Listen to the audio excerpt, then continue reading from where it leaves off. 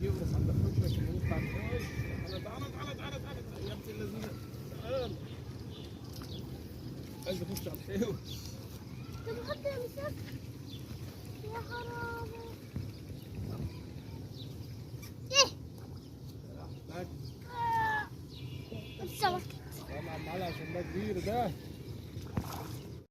السلام عليكم اخواتنا وحبايبنا ومحبين هوايه الصيد في كل مكان. الايام ديت ان شاء الله اعتبرها كده، انا هعمل لك حاجه زي دوره صيد. هخليك لو اول مره تمسك العود ان شاء الله تاخد سمك. بس مبدئيا قبل ما نقول اي حاجه كده، في الاسبوع اللي فاتنا جربنا شغل العايم ولقيناه شغال، ونزلت لك كده موسم المتعه ابتدى، فدخل حد علق تعليق كده ملوش اي لازمه وملوش اي عايزه. قلت لك قبل كده يا جماعه اللي بيتفرج عليا وبيشاهدني، لو مش عاجبك المحتوى ما تتفرجش ولا تضايق نفسك ولا تضايقني او اتضايقنا معاك، فريح دماغك ما تتفرجش، اطلع من القناه خالص. يعني الموضوع بسيط يعني. المهم عشان ما نطولش عليكم، شغل العايم اللي شفني اول مره، احنا بننزل في الميه يا دوبك 30 سنتي. الرصاص بيبقى على الفل على الرصاص على طول 25 سنتي اللي نزل في الميه بالكتير قوي. الخيط بتاعك بيبقى 30 واللي على المكنه 18. كل ما الخيط بيبقى ضعيف كل ما بيسرق السمك، لان السمك عايمه فشايفه كل حاجه حواليها. الخيط بتاعك بيبقى كبير ما تاخدوش. اهم حاجه التطعيمه، واهم من التطعيم والكلام ده كله وزنه الفله بتاعتك في الميه، يا دوبك الريشه اللي تبقى باينه. ليك اي استفسار عن اي حاجه؟ انا طبعا ما بحضرش كلام على الميه، ممكن اكون نسيت حاجه، نسيت اي حاجه، فلو ليك اي استفسار اكتبه لنا. اهم وقت للصيد يعني من الساعة 8 ممكن، من بعد العصر يعني، يكون بس الجو حالته كويسة، ما يكونش الجو رابط قوي والجو حر قوي والبحر ميته واقفة أو واقفة جامد كده تحس انها مرغية، ده مش هياكل. لازم يكون في نسمة هوا كده تحرك السمك تقدر تتنفس. ومعلومة برضو، لما السمك يبقى عايم كله على وش المية كده ما تنزلش عشان مش هتاخد سمك، لأن بيبقى ناقص أكسجين في المية، فالسمكة مش هتاكل إلا لما المية تفك. يلا نبتدي الفيديو. ليك اي استفسار اكتبها لنا في الكومنتات. اطلع سمكة كبيرة ابيض. اطلع سمكة كبيرة يا امي كبيرة. معلم يلا يلا.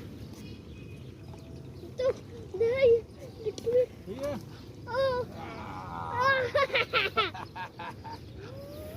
ده بعد التليفون قوي كده ليه ما تعرفش شويه. عاملة زوم عليه. بابا انا بس تعال اعدل بقى عشان تتصور. بص التليفون اهو. يلا خليك ده اهو. يلا يا عم.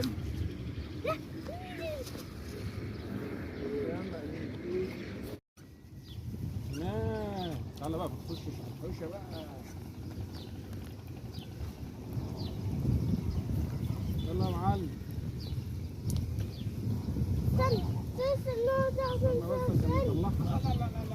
الله بيجي يورث عند الحجرة عشان يطلع الفوز. تعالى يا ابن الذين، تعال عايز اخش على الحيوة.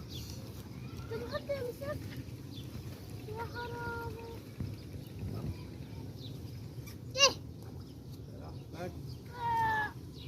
السمك طبعا معانا عشان ده كبير ده.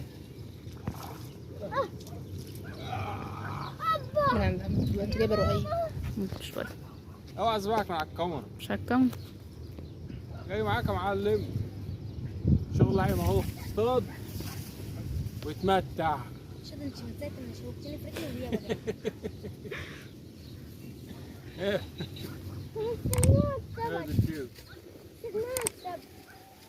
يلا يا باشا. جاي تشتغل ده خلاص هيطلع. تعالى يا باشا. بص انا عايزك عشان تولع السجاير وانت متكيف. ولع وتكيف. ايه امال ايه؟ وسايبها في السناره براحتها خالص اهي. تعال اها شفت؟ مش كل من عجنه اتخبزت. الا كل من خبز اتكلت.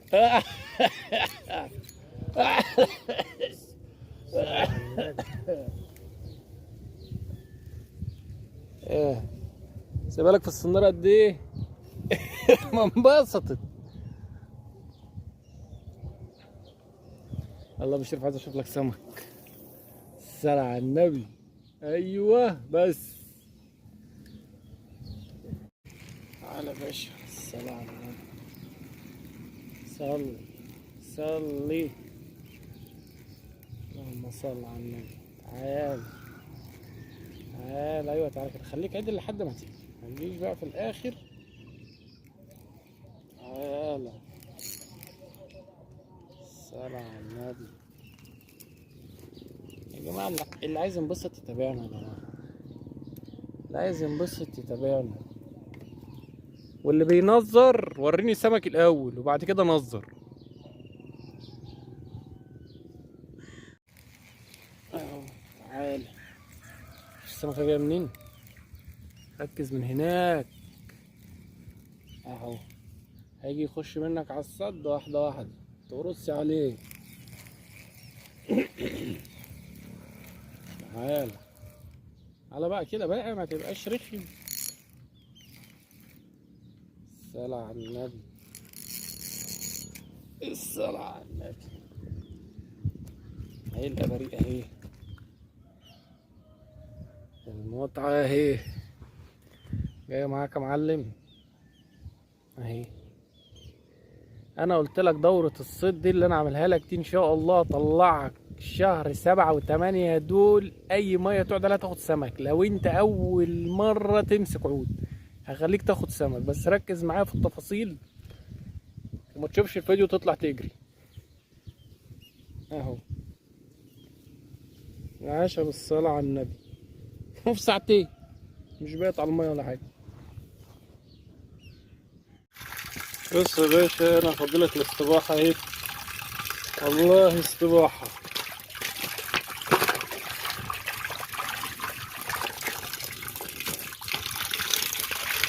استباحة. السمك اللي انت شايفه ده اهو.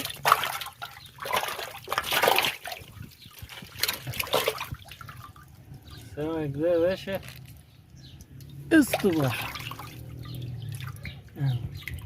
ولا بيتنا على المية ولا الجو مش عارف ايه، والله العظيم استباحة الصبحية. انا صحيت الصبحية عملت الاستباحة دي، والظهر حتى لسه مد، يعني الظهر مدنش حتى لسه، الساعة لسه 11. قلت ايه اصور لك بس الاستباحة ديت عشان الناس ايه متقولكش مفيش لا، السمك اهو. يلا باشا، ليك استفسار اكتبها لنا في الكومنت